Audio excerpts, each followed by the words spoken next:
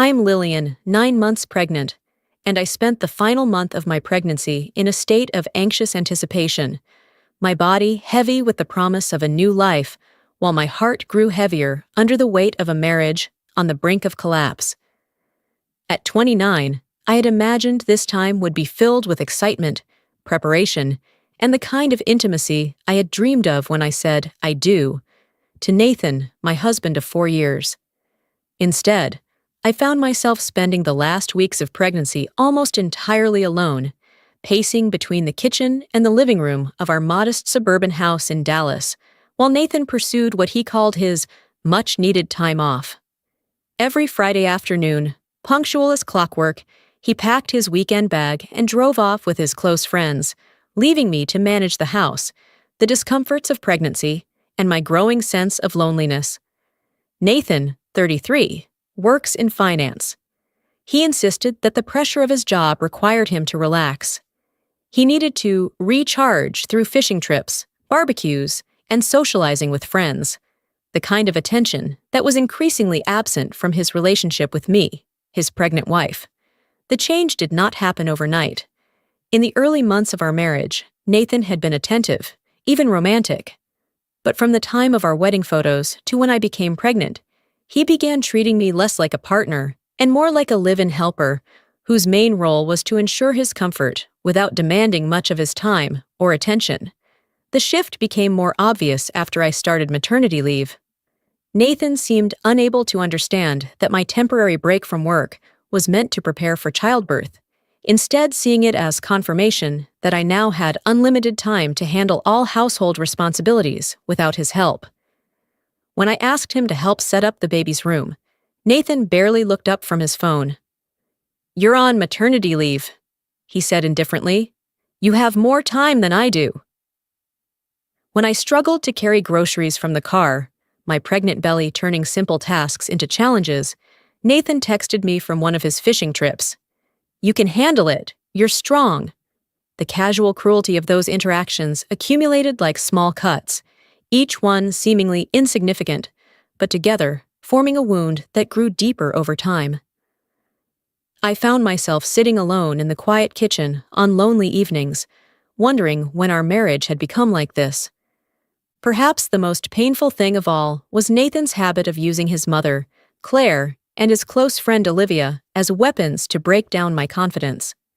Claire and Olivia had become impossible standards against which every aspect of my homemaking and work was measured.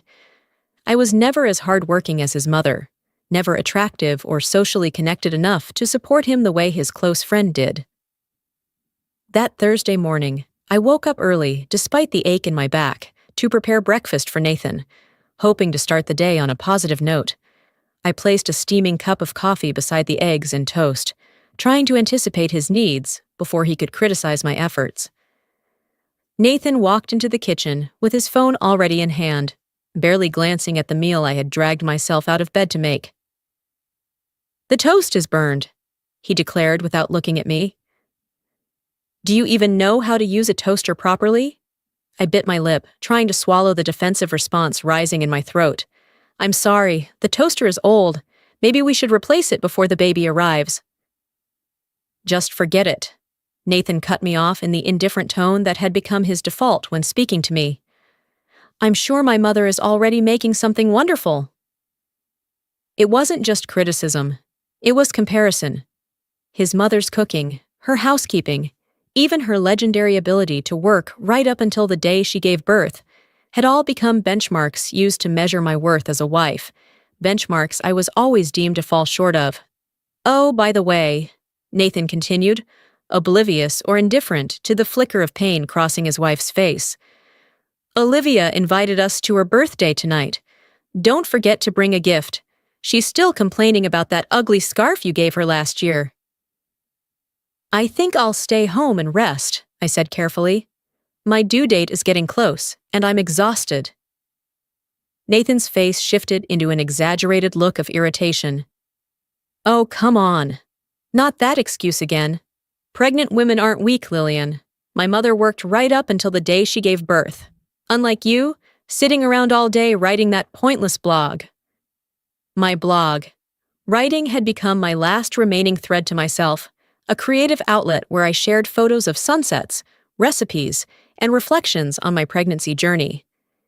It was the only thing that made me feel like I still mattered as an individual, not just as Nathan's wife and the future mother of his child. But to Nathan, even that small slice of personal time was meaningless, a frivolous waste of time that proved my lack of practical value compared to saintly Claire, who seemingly never needed creative expression or emotional support throughout her own pregnancy.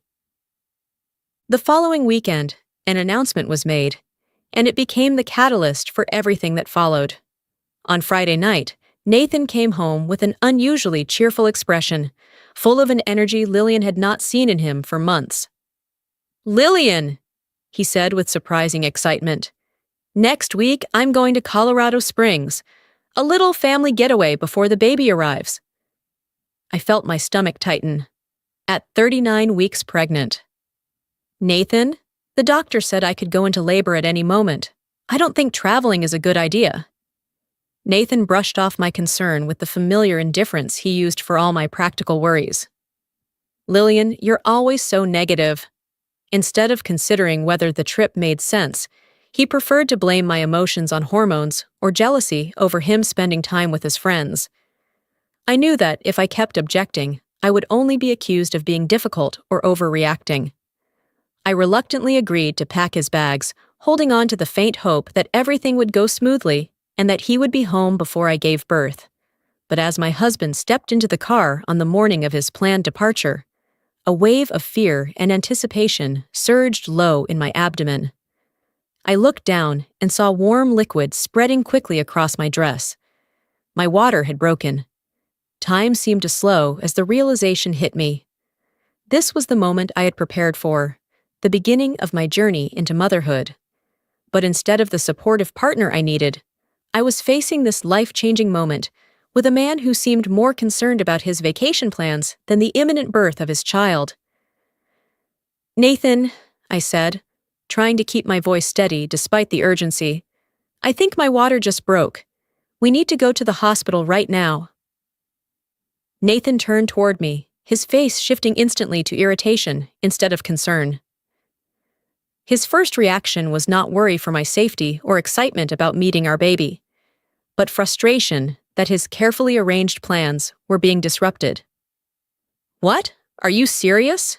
Right now?" he said, as if I had deliberately chosen this moment to ruin his trip. "This is not a joke, Nathan.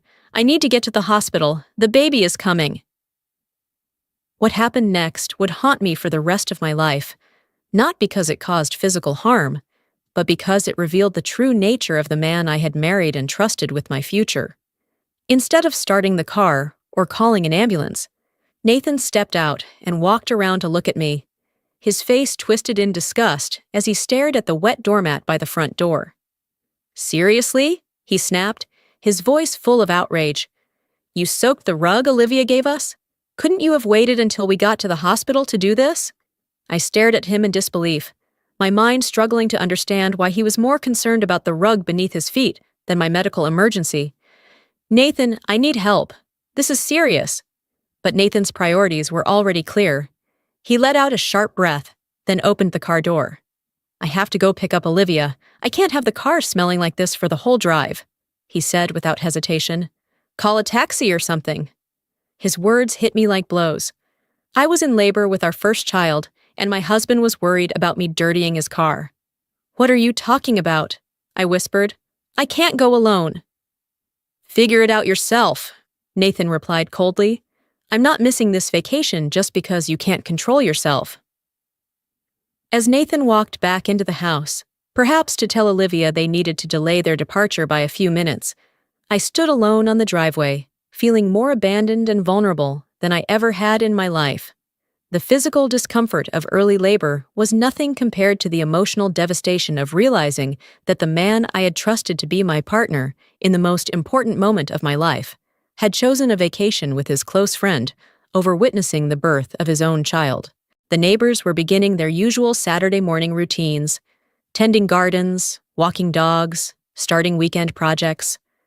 A few of them cast curious glances in my direction, at the woman standing beside a car who was clearly in distress, but I was too shocked and in too much pain to call out for help. With trembling hands, I pulled out my phone and called a taxi, trying to keep my voice steady as I explained my situation to the dispatcher. Just minutes later, a kind driver arrived and immediately understood the urgency of my condition. "Hospital?" he asked, already helping me into the back seat as he spoke. "Please," I whispered, tears finally spilling as the reality of my situation fully set in. The taxi driver, whose name was Miguel, drove carefully yet quickly through the busy Saturday morning traffic.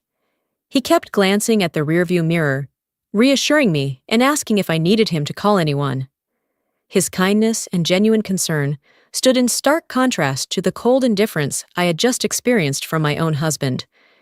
When we stopped at the emergency entrance, Miguel even ran inside to alert staff before medical personnel rushed out with a wheelchair.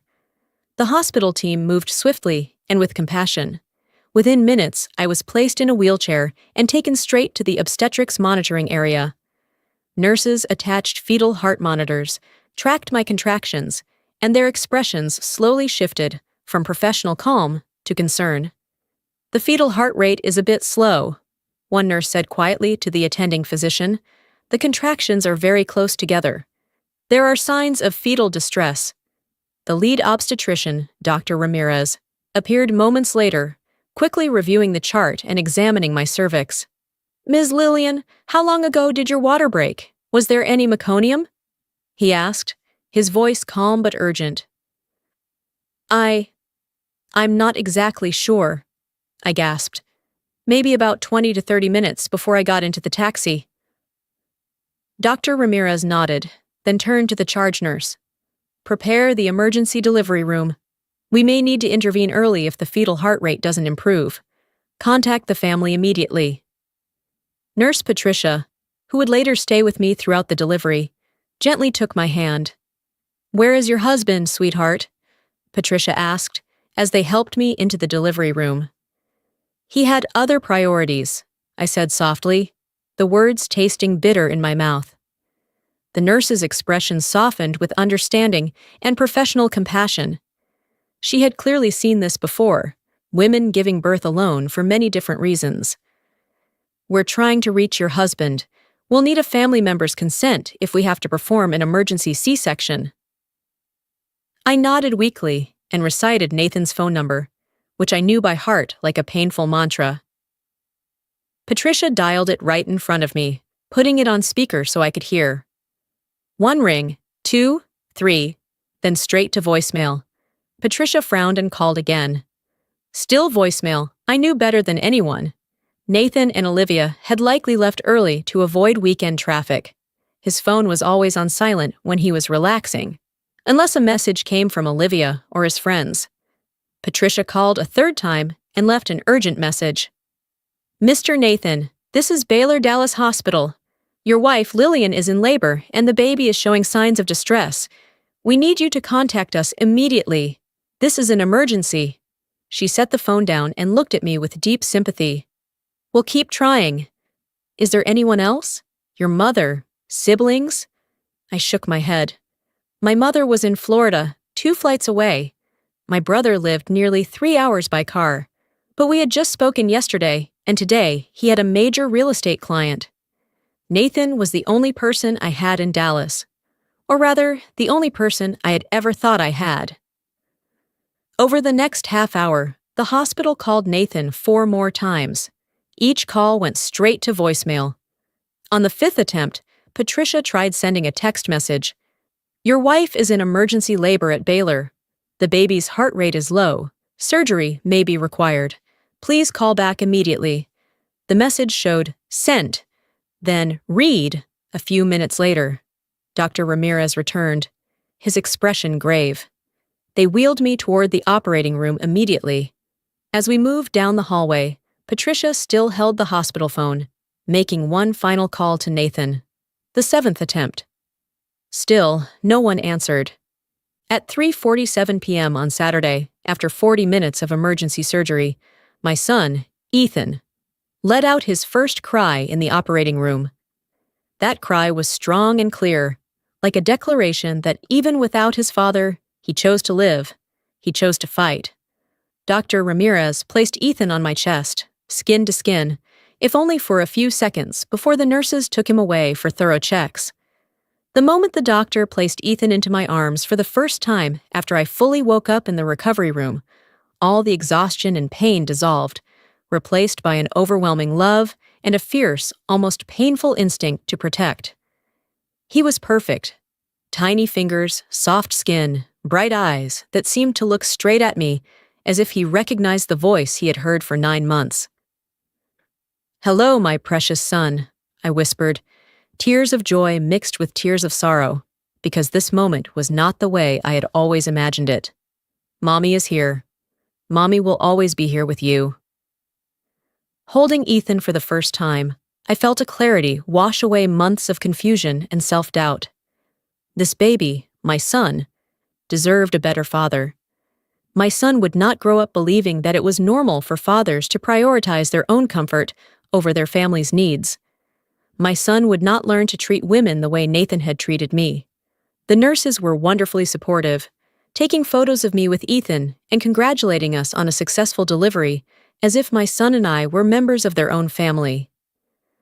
Their warmth and genuine joy reminded me that this should have been a happy occasion, that the birth of a child is something meant to be cherished and celebrated. I lay there in the recovery room, Ethan sleeping soundly in my arms, his tiny breath steady like a reminder that we had made it through. Patricia stayed by my bedside, changing dressings and checking my vitals with the gentleness of someone who had witnessed too many tragedies in delivery rooms. "The hospital called him 7 times," she repeated softly so as not to wake Ethan. "The text message was read too. We couldn't reach any other family member." I looked down at my son, his tiny fingers wrapped tightly around mine, as if he already knew I was his only anchor. A quiet decision formed within me, not out of explosive anger, but from a cold, certain clarity. "Patricia," I said, my voice strangely calm, even though my body was still trembling from surgery. "My husband is currently in Colorado Springs, a resort called Colorado Springs. He's there with Olivia, the close friend he's always talking about." Patricia paused, looking at me without judgment, only the understanding of someone who had heard too many similar stories. "Are you sure?" "I'm sure. They booked it last week. He just posted an Instagram story. A sunrise over the mountains." I gave a thin smile, bitterness spreading across my tongue. He turned off his phone to fully enjoy the trip. Patricia nodded slowly, then called the charge nurse, Angela, an older woman with a warm voice and sharp eyes. I repeated the information once more. The name of the resort, Nathan's full name, even his license plate number, which I still knew by heart. Angela didn't ask any further questions. She simply said, "I'll contact the local police department in Colorado. In a health emergency involving a mother and newborn, they have the authority to notify him in person." An hour later, Angela returned with a female hospital police officer, Officer Ramirez, sharing the same last name as the doctor, but unrelated. She wore her uniform and badge, her voice professional, but not cold. "Ms. Lillian, we've contacted the Colorado Police Department. They've confirmed that 2 officers will be dispatched to Colorado Springs immediately to notify Mr. Nathan Wilson in person about your condition and baby Ethan's status. They will instruct him to contact the hospital right away." I nodded, tightening my grip on Ethan just a little. "Thank you." Officer Ramirez looked at me for a long moment, as if weighing whether to say something personal. Finally, she spoke quietly. "You're not the first, and you won't be the last, but you're doing the right thing for your child." As she turned to leave, I looked down at Ethan once more. His face was peaceful, unaware that his arrival had exposed everything that was false in my marriage. In that moment, I didn't want Nathan to panic. I didn't need his apology. I just needed him to be unable to keep pretending that this had never happened. I knew Nathan would soon receive a direct notification. I pictured the scene with painful clarity. A luxury resort nestled among snow-covered pine forest. A marble-floored main lobby, a crackling fireplace, the scent of pine and red wine in the air. Nathan and Olivia sitting at an outdoor bar, wrapped in warm cashmere sweaters, laughing over cocktails, perhaps talking about escaping city stress for a few days. Then 2 police officers walk in, their uniforms stark against the opulence. The chatter fades. The receptionist turns pale at the request. "We need to see Mr. Nathan Wilson. This is an urgent family matter." Nathan would stand up, probably thinking it was a mistake at first. Then his face would drain of color, as the officer said, "Sir, your wife, Lillian Wilson, underwent an emergency C-section this afternoon at Baylor Dallas Hospital due to fetal distress. A baby boy was delivered safely, but the hospital attempted to contact you 7 times without success. We were instructed to notify you in person and request that you contact the hospital immediately." Olivia would raise a hand to her mouth, or pretend to. People nearby would whisper. Resort staff phones would begin to buzz as curious guests snapped photos and posted stories. And Nathan would understand. Not through a text message, not through missed calls, but through 2 police officers standing in the middle of his expensive resort, that he had chosen wrong. That this weekend getaway would become a memory he would never be able to erase. The recovery room settled into its own rhythm around me as I waited for whatever would come next. The steady beep of the remaining fetal heart monitor, the soft squeak of nurses' shoes on the polished floor, the distant murmurs of other emergencies being handled with calm professionalism. I had my eyes closed, not asleep, but drifting in the hazy in-between space created by pain medication, when my phone suddenly vibrated hard against the hospital blanket. 3 messages arrived in quick succession, Nathan's name lighting up on the cracked screen like a warning signal. "Lillian, I didn't know it was this serious. You didn't need to blow it out of proportion like this. Calling the police to the resort was spiteful and unnecessary."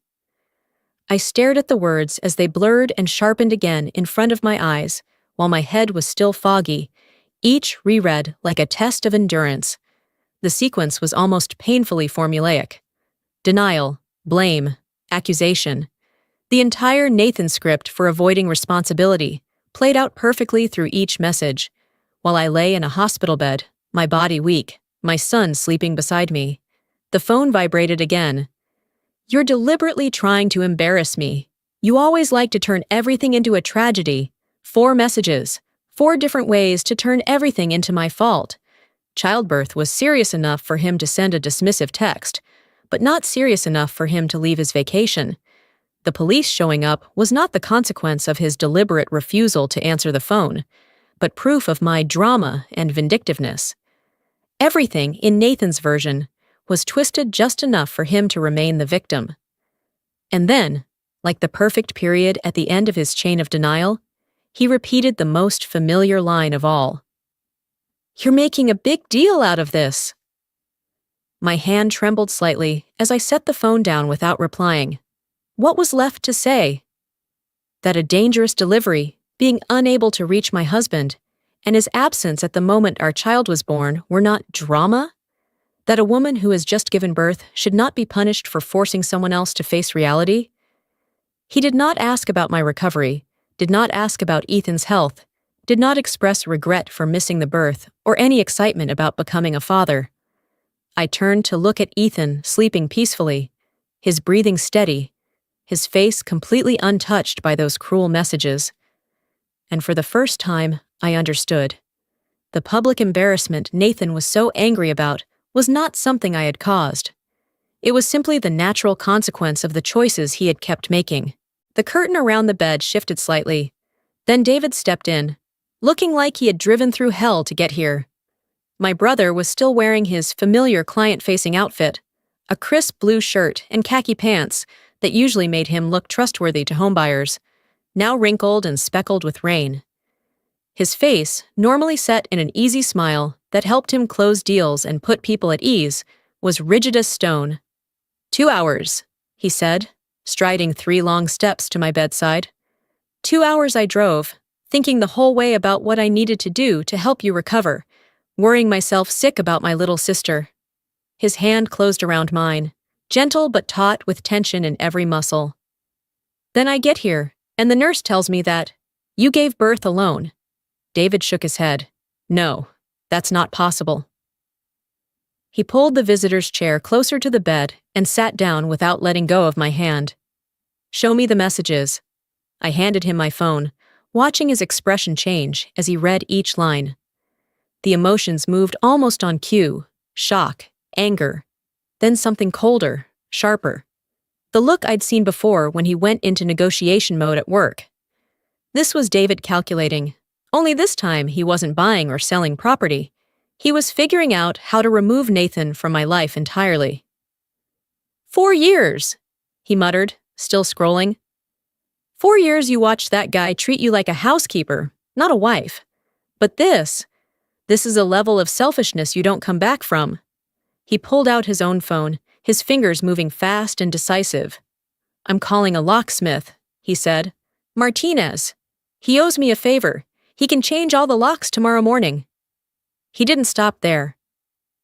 And a moving company. They specialize in urgent moves, separations, divorces, sensitive family situations, discreet, professional. The speed at which everything was unfolding made my head spin, even more than the postpartum haze. David, I said weakly, I can't. Can't what? He cut in, his voice low but firm. Can't demand basic decency from your husband. Can't expect him to be present when you're in the hospital giving birth to his child. His tone softened slightly, but his fingers kept typing. Lillian, he chose his own comfort, and another woman, over you and your son. There's no coming back from that. My phone buzzed again. Not Nathan. An Instagram notification.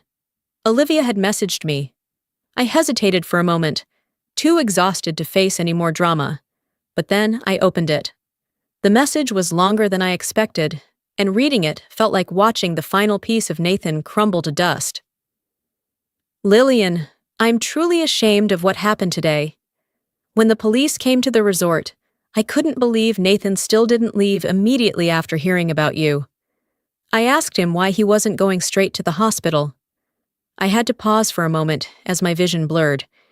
He said you always exaggerate things for attention, that you were definitely fine and were just manipulating him to ruin the vacation. David was standing behind my shoulder now, his face darkening with each line. I had no idea you were actually in danger. He made me believe it was just something small blown out of proportion. Even when the police clearly explained that you were in danger during childbirth, he still insisted you were being dramatic. I have never seen anyone so disgusting. I am sorry for being inadvertently involved in this. Nathan has no place in my life anymore. The message sat there like evidence in a trial I hadn't even realized I was part of. Nathan hadn't just minimized my labor. He had actively painted me as manipulative and dramatic to others to justify his absence. Send me a screenshot of that, David said quietly. Locksmith at 8 a.m. tomorrow. Movers before noon. I'll have the lawyer draft a formal notice. I looked at my brother, the man who had driven 2 hours without hesitation when I needed him, now dismantling my marriage with the same cold precision he used to close major deals. He didn't say, I told you so, even though he had warned me years ago. He'll say I overreacted, I said. Even I could hear the emptiness in my own voice. Let him, David replied. While he's talking, his things will be packed, and the locks won't open for him anymore. David squeezed my hand gently. Today he showed you exactly who he really is, David said, his voice low and steady. When you needed him most, he chose someone else. That's not a husband. That's just a man who happened to be living with you. I thought about Nathan, about how he still clung to his self-image, about the way he spoke about me to Olivia, painting me as manipulative and dramatic to excuse his absence. Even after Olivia cut contact because she couldn't stomach that kind of coldness, he kept blaming me. Right now, after all the truth had been laid bare, after the last excuses had become shameless, Nathan was still trying to turn everything into my fault, as if his choices, repeated over and over, had never existed. "Call the locksmith," I said, my voice strangely calm. "Tomorrow morning, 8 o'clock." David nodded, already opening his contacts. "And the movers. Everything of his will be packed before noon." For the first time since he walked into the room, my brother smiled. Not a joyful smile, but the smile of someone watching justice finally arrive, even when it wears the face of heartbreak and a hospital gown. "I'll handle everything," David said. And I knew he meant it.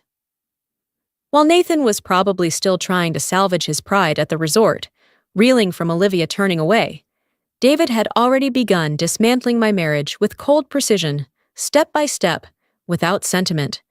My phone buzzed again. "Nathan, we need to talk like adults." I looked at the words, then at David, then at the wedding ring on my finger, something that had grown heavy and out of place. 4 years of marriage collapsed into this moment, a decision I no longer needed to agonize over. Nathan had made the choice for both of us a long time ago. Every time he chose his own convenience over his family. Divorce was no longer an impulsive reaction. It was simply the final step of a process that had been unfolding quietly all along. The next morning, at 7:45, David wheeled me back to the house, 15 minutes before the locksmith arrived. My body still ached with every movement, but I needed to be there. My marriage could not end from a hospital bed. "Are you sure you want to witness this?" David asked, even as he adjusted pillows to support my body. "I need to see it," I replied. "If I don't, I'll convince myself this was all just a nightmare." "But the baby, he'll be safe here." The doorbell rang exactly at 8. The locksmith stood there with a toolbox that looked like it had seen hundreds of breakups. His seasoned face carried the quiet understanding of someone who no longer asked why locks needed changing on a Sunday morning. "David's sister?" he asked, though he already knew the answer. "About an hour. New locks, new handles. The back door too. The one people usually forget." He worked steadily, precisely. The sound of drills and metal striking echoed through the house that had once been a home. When the second lock was installed, he paused to drink water and wipe his brow. "You know," he said casually, "I see this more often than people think. Husbands forget their wives exist, until the locks are changed. And then, suddenly, they remember they used to be husbands." The movers arrived shortly after, earlier than I expected. 3 people in matching blue uniforms moved through the house with the practiced ease of those who had done this far too many times. The team leader was a woman named Rosa, small in stature, but standing with the solidity of someone who looked like she could lift a refrigerator. She handed me an inventory sheet. "We'll photograph each item before packing. Document any existing damage.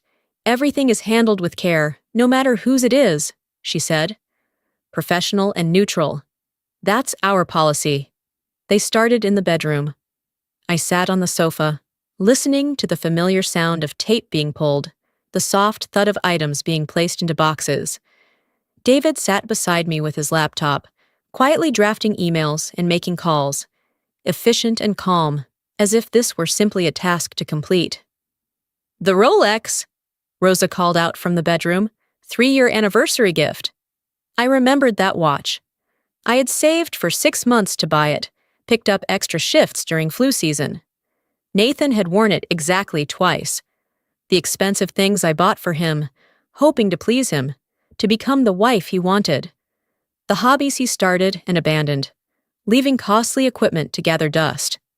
Designer clothes that required dry cleaning, suits that cost more than my monthly student loan payment. Around 10:30, Mrs. Turner appeared at the door, holding a container of soup that smelled warm, like a mother's kitchen. She was 73, had lived in the neighborhood for over 40 years, and had opinions about everyone, but rarely voiced them. "I saw the locksmith," she said, setting the soup on the coffee table. "About time. In my opinion, he never deserved you." I was about to thank her when she suddenly hesitated, her hand turning the lid of the soup container as if to stall.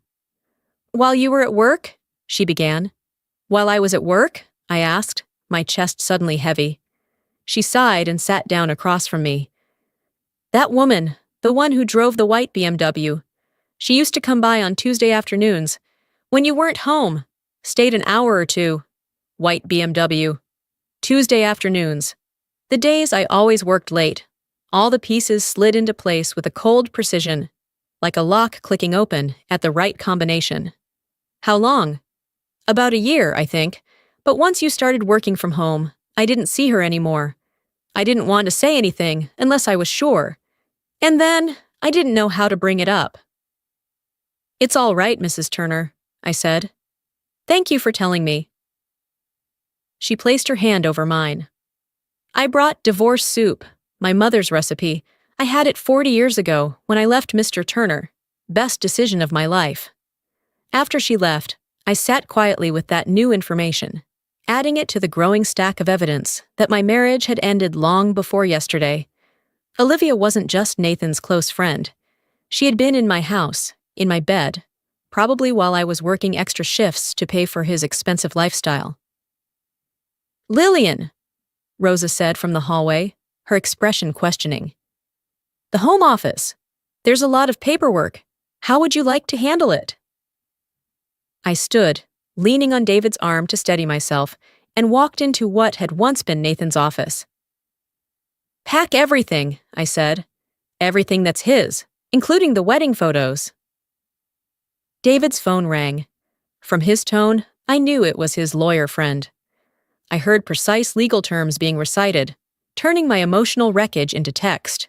Termination of cohabitation, 48 hours to retrieve belongings, no direct contact, all communication through representatives. By noon, the house was completely transformed. 63 boxes lined the entryway, each labeled with Nathan's name and a brief description. Pale patches marked the walls where his photos had once hung. The closet looked strangely spacious, with only my clothes left. This needs your signature, David said, handing me the formal notice prepared by the lawyer. It was beautiful in its simplicity. No emotion, no accusations, just facts. Nathan's belongings had been packed. He had 48 hours to retrieve them. The locks had been changed. Any attempt at direct contact would be considered harassment. I signed with my stronger hand. The pen felt heavy, but it worked. It felt like signing a discharge form for a patient who had occupied a hospital bed for too long, preventing someone who truly needed care from being treated. I'll send it certified today, David said. He'll say you overreacted, that you're dramatic. Let him talk, I replied. He can talk to the boxes. Rosa handed me the final inventory sheet. 63 boxes, everything photographed and documented. We can store them if they're not picked up on time. 63 boxes, 4 years of Nathan's. Presence in my life reduced to a number on a moving company form. Too many, and still not enough to represent nearly a decade of marriage. Thank you, I said to Rosa sincerely. She handled his belongings with more care than he had shown during my medical emergency. You're welcome, she said, her professional tone softening just slightly.